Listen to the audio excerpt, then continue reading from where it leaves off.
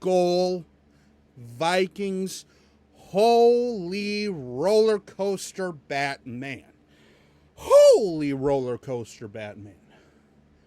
Wow, that game was wow. Just wow. I mean, well, first and foremost, while I kind of gather my thoughts here, Vikings win 31-28 on a Josh Dobbs. That's right, ladies and gentlemen. Josh Dobbs. Game-winning touchdown to Brandon Powell. Holy shit, Vikings fans, let's go.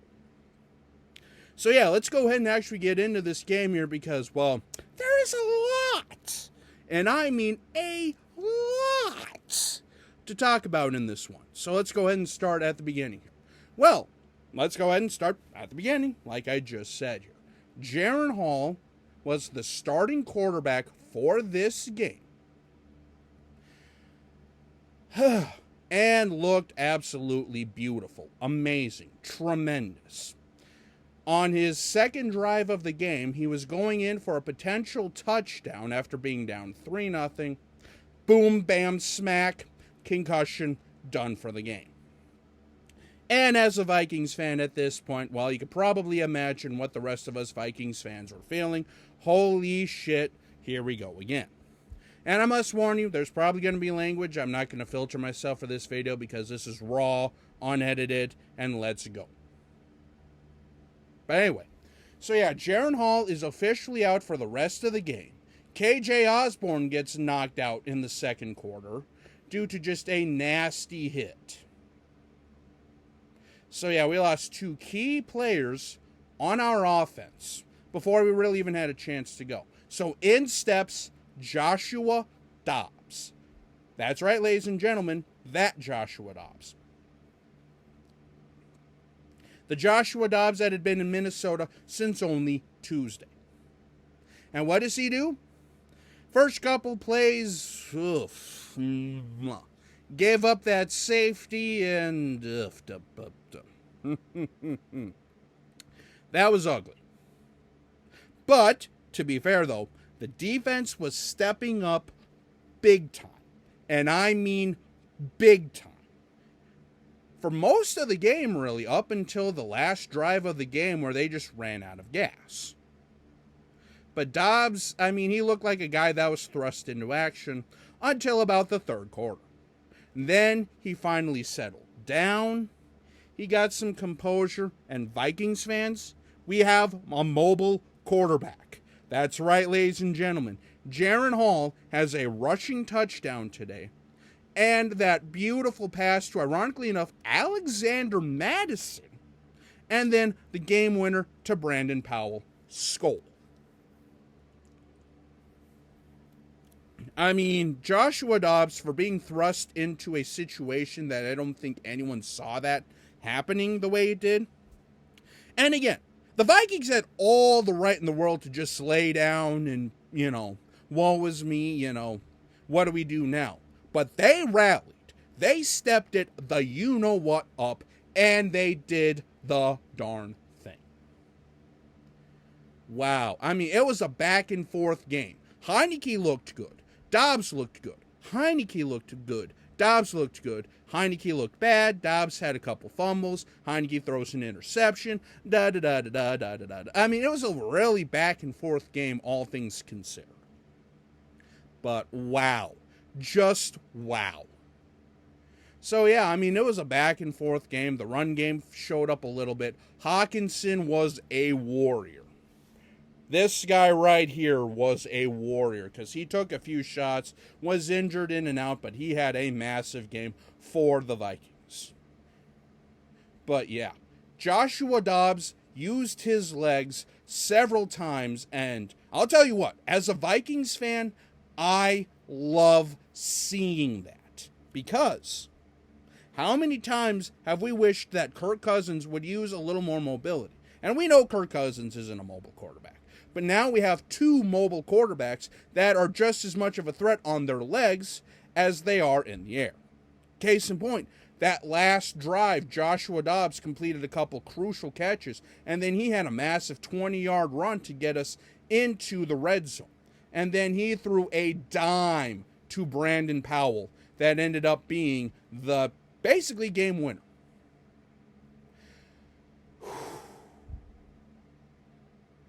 Man, oh man, does that feel good, though, Vikings fans. Because, again, this is one of those games that is so weird, so finicky, so could have been, season ending, this, that, and the other thing. But the Vikings rallied. The Vikings did what they needed to do.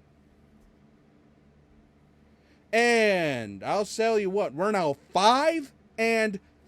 Not gonna lie, after week 4, if you would have told me we'd be above 500 at this point, I would have looked at you like, well, I mean, there's a chance maybe, but yeah, especially after today's game, with both Jaren Hall and Josh Dobbs having to step in, and Dobbs looked like a veteran.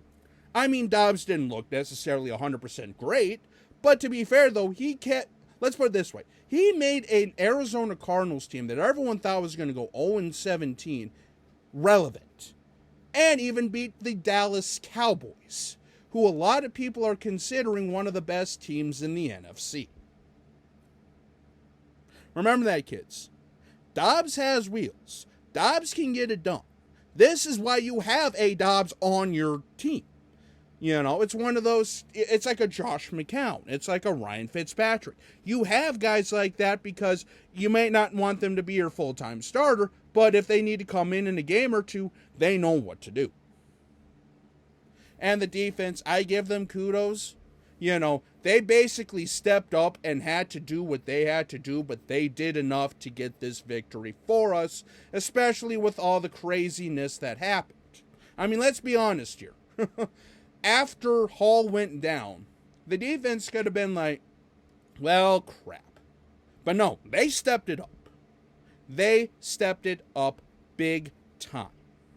And yeah, they did give up a lot of chunk yards and stuff like that. And by the way, Taylor Heineke looked pretty good. I mean, like I say, the big play that really killed us was that Jonnu Smith 60-yard touchdown. But all in all, though, it was the Younghoe Koo and Greg Joseph show.